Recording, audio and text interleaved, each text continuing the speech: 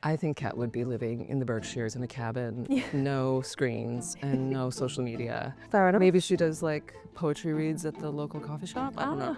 She's probably a lot happier out of high school. Welcome, Julia Stiles, to One Nightstand. We're so thrilled to have you here. I'm excited. This is such a great opportunity to talk about books and stories and all the things that make us happy and relaxed. One of the books that you have recommended is Don't Call Me Home by Alexandra O'Dare. Tell me about what you love about that book. I grew up in downtown Manhattan, as did she, and it's this memoir that she wrote about her childhood and teenagerhood in the Chelsea Hotel.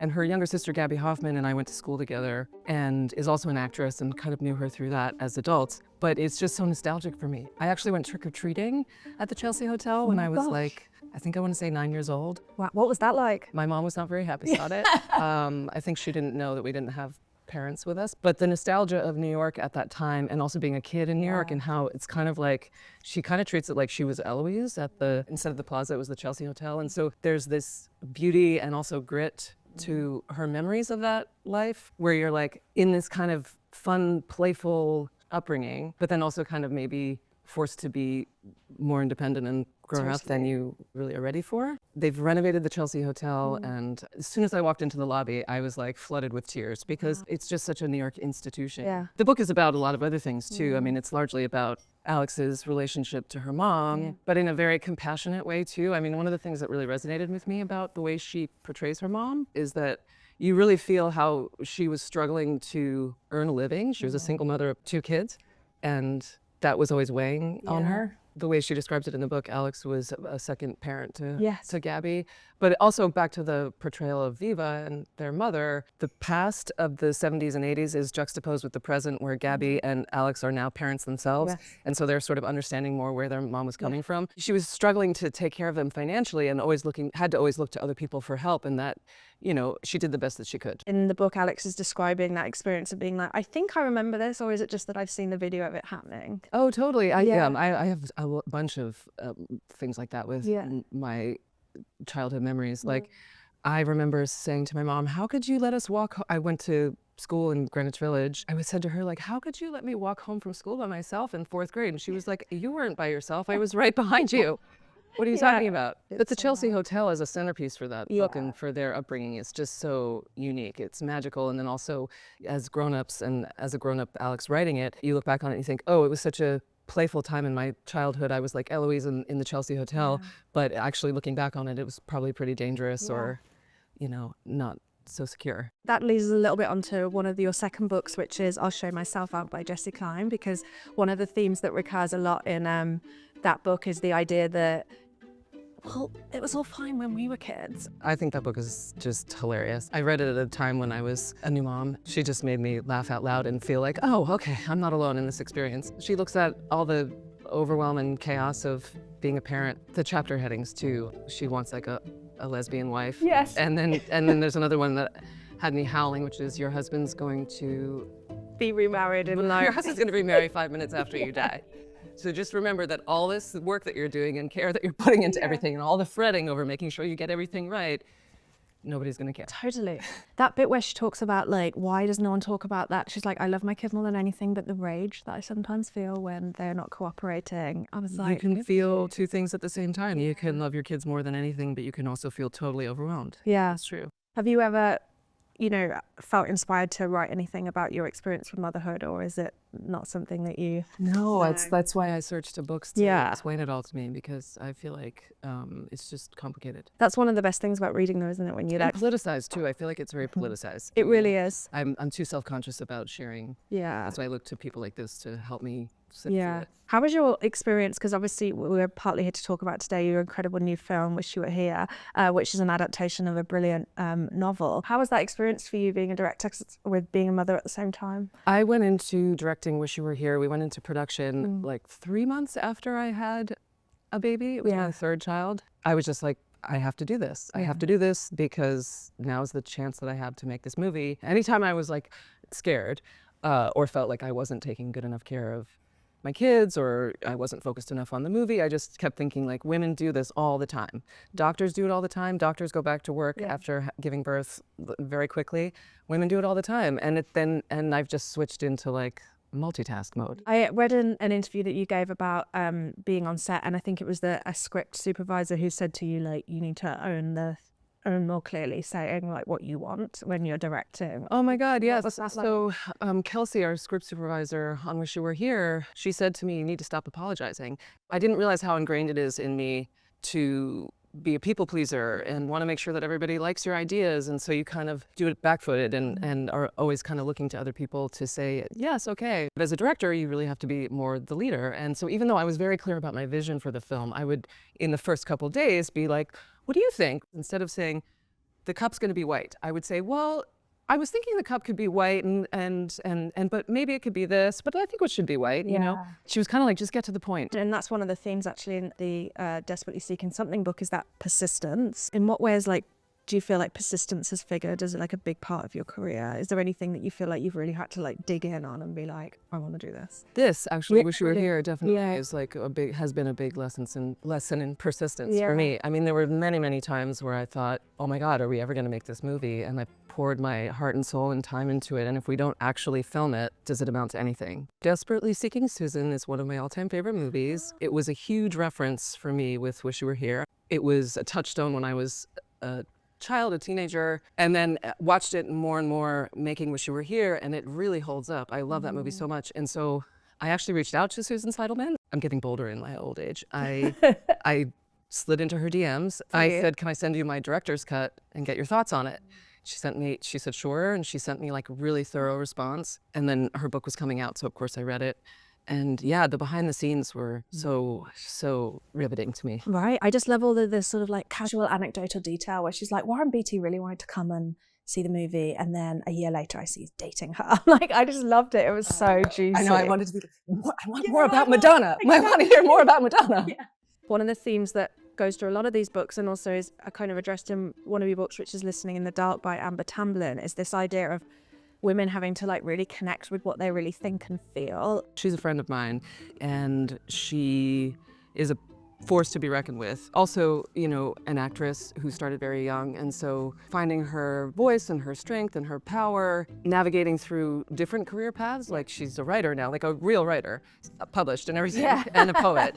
And she also directed a movie. I found her poetry really, really remarkable. And then this, encouraging you to like listen to your inner voice and follow your gut, it sounds so simple, but it can be really hard. But I feel like you've had a good sense, because I mean, you made the decision you were like, I'm going to college, I'm doing that. And like, you know, tell me about having that conviction, because I feel like there were probably people who wanted to like get you out to work even more. I wanted to just have that experience like my peers. I was starting to become more successful as an actress, which obviously is what you want when you're auditioning for movies. And it was exciting, but it was also a little scary, and school kind of insulated me from that. Well, you mentioned poetry, and I'm so thrilled that there was a book of poetry in your collection, which is Good Bones by Maggie Smith. Tell me about your love for this book. Oh my God, if I talk about the poem that I particularly love in this book, I'll probably start crying. Which one is it? Weep Up. She was being interviewed on NPR, and nerd alert, she read Weep Up, and I was like, oh. I was in the middle of doing something else, and I was like, oh, what is this? I have to read more of this woman. It's such a perfect image of her, like, early morning with a baby. Oh my God, I really am going to start crying. Right. Deep breaths, I can do this. There's no crying in baseball. It's only technically morning. Not even the birds believe it. From her crib, my daughter tries to wake them, saying, ha, weep for wake. Sorry. From her crib, my daughter tries to wake them, saying, weep for wake. Weep up, birds. What else could silence mean to her but sleep? We might be the first awake on our street, the neighbors breathing still regular and slow, all the porches lit and moths losing their minds in that light. Rising spellbound in the blurry dawn, I become my mother. 20th century sunrise was just like this. Sad, soft focus ochre, like an overexposed Polaroid. The sun is just now brimming over the golden edge of the lawn, and dew begins to sizzle there. In the dark, I hear, weep up, birds, weep up, until they do. Oh, I don't know why that. There's another one that really gets me. What is it about that one? Oh my God, I'm not shaking. Okay, see how powerful it is? I'm also sensitive. Okay. Good Bones by Maggie Smith. Life is short, though I keep this from my children. Life is short, and I've shortened mine in 1,000 delicious, ill-advised ways. 1,000 delicious, ill-advised ways I'll keep from my children. The world is at least 50% terrible, and that's a conservative estimate, though I keep this from my children. For every bird, there's a stone thrown at that bird. For every loved child, a child broken, bagged, sunk in a lake. Life is short, and the world is at least half terrible. And for every kind stranger, there is one who would break you, though I keep this from my children. Okay, take two. Okay. I can do this. I've forgotten how to read. Okay. Life is short, and the world is at least half terrible. And for every kind stranger, there is one who would break you, though I keep this from my children. I'm trying to sell them the world. Any decent realtor walking you through a real shithole chirps on about good bones. This place could be beautiful, right? You could make this place beautiful. One of the things when I was reading the sort of like criticism and dialogue around that poem and its popularity, there's a debate of people who sort of think it's positive or uplifting and those who find it kind of a bit sadder. Do you find it hopeful? She is very hopeful ultimately at the end of that book, and in that you could make this place beautiful, like it gives you the opportunity to improve the world, improve your home. She's talking about the good bones of a real shithole, but the realtor says is selling them on it. Like you could make it, you could renovate this, you could make this great. Yeah, it's and that's what she's trying to pass on to her kids. For someone who really became so famous so young, but you've chosen so thoughtfully, like different, like Hustlers and all these different projects that I think of are so interesting. And I just wonder how you've thought about your career in that way. We can give the impression that as actors we have a lot more choice over the work that we do, when sometimes it's just what's offered to us. But I became much more thoughtful and deliberate about the choices I made, I think, later in my career, like in my 30s and 40s. If you have success in one genre, say, then people only really want to think of you in that genre. Totally. So that's all you're going to be offered. And to break out of that and kind of keep pushing it in a new direction is challenging. And given we're talking about poetry, I would be remiss, and all of my team might go with me if I didn't ask you about, because I mean, I feel like that is one of the defining moments for so many of, like in 10 Things I Hate About You, and you read the poem. How many takes do you have to do all that kind of thing? I mean, look at what a sucker I am already. Now, you couldn't even get through this, and this, I'm a grown-up now. That we did in 2 takes. Oh, wow. And I was not expecting to get choked up and cry, but obviously it's not that hard.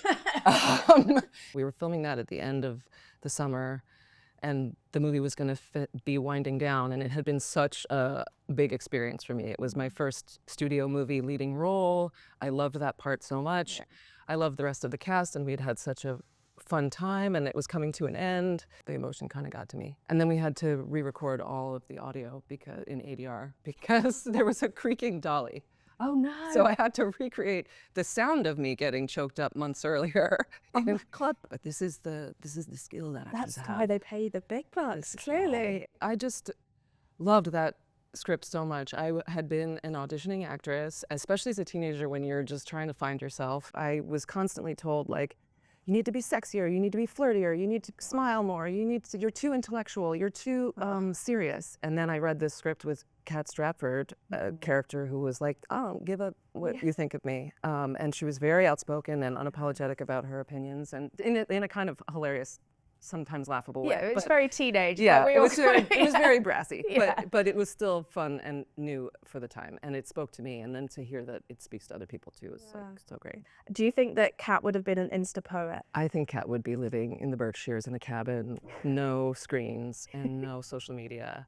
Oh, interesting. Making her own sourdough bread. Yeah, not online at all. I think so. Yeah, I think she would rebel against it. Fair enough. Maybe she does like poetry reads at the local coffee shop. I don't know. Yeah. She's probably a lot happier out of high school. Ethan Hawke, his book Rules for a Night is one of your final picks. Yes. Tell us a little bit about this lovely little book. I have 3 little boys, and I always think about how are we going to raise boys, and how is it going to feel for boys to grow up in this world. Some of that we can delay until they become teenagers, but a lot of it is early on. And I saw this, and I think I got it either for my husband or secretly kind of for me. It's very transformative. It takes you to another time. Subtly and not heavy-handedly talks about chivalry. In between chapters, there's like one little blurb that's usually some sort of moral guidance that I always find really heartwarming. So I like to read it before bed. Would you ever want to write anything yourself? I think I would. I mean, he sets a really good example of being an actor with a prolific career who's written a bunch of novels. Literally. So it's not Yeah. impossible. I think I'd have to get the like self-editor out of it. Yeah.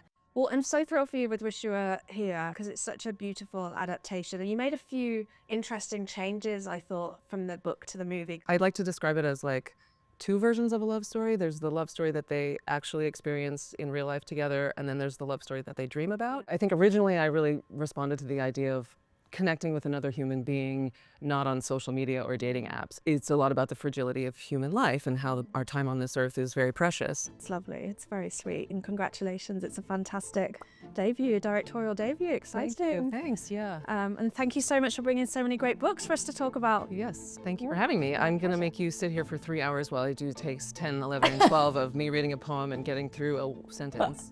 Listen, we'll take it. We'll always be here. Thank you so much. Thank you so much. Thank you.